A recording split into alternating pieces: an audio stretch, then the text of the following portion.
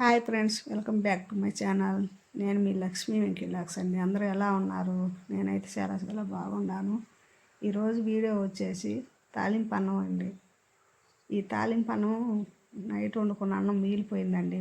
ఉదయం మార్నింగ్ లేవగానే టిఫిన్ ఏం చేద్దామని చూస్తే టిఫిన్ పిండి ఏం లేదండి. అన్నం ఉంది. ఈ అన్నం తాలింపు పెట్టుకొని తిందాం అనిపించింది.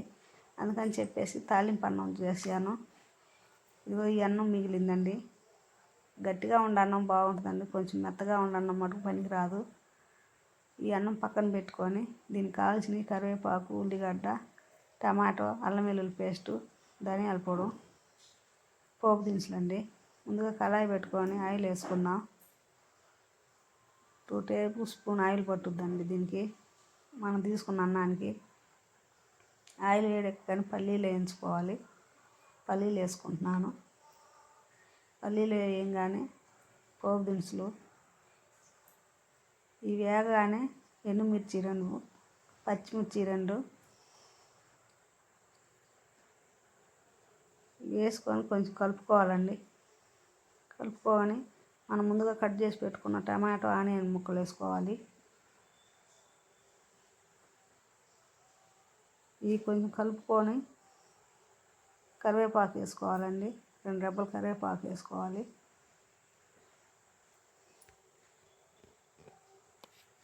ఈ పోపు మగ్గే ముందు కొంచెం అల్లం వెల్లుల్లి పేస్ట్ వేసుకోవాలండి.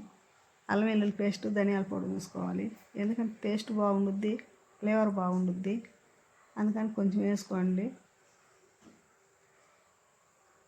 పోపు మగ్గిందండి, పక్కన పెట్టేసుకుంటున్నాను. ఇది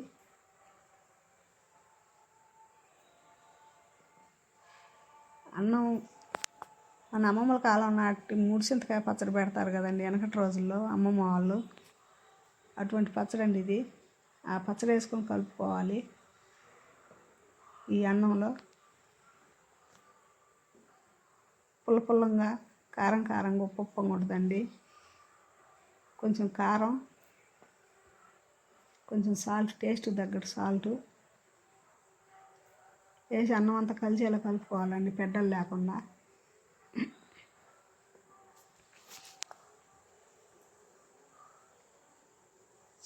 చిన్న చిన్న పెద్దలు ఉంటాయండి. అన్నం వైట్ కలర్లో లేకుండా కలుపుకోవాలి. అంతా కలుపుకోవడం అయిపోయినాక మనం ముందుగా పోపు పెట్టుకుంది ఉంది కదా, ఆ పోపు వేసి కలుపుకోవాలి.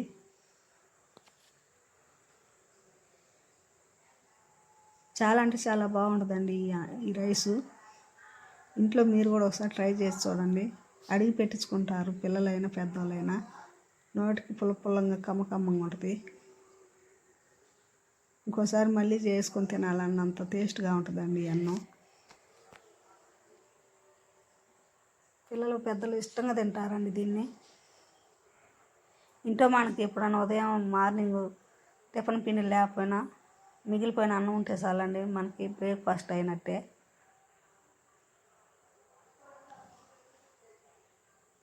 చూడండి ఎంత కలర్ఫుల్గా ఉందో. చూస్తుంటేనే నోరు ఊరిపోతుంది కదండి. అన్నం తింటుంటే తినాలనిపించుద్దండి.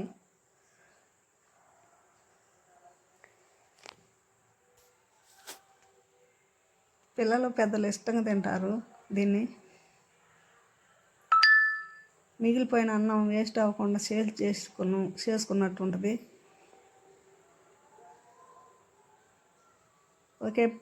ఓకేనండి.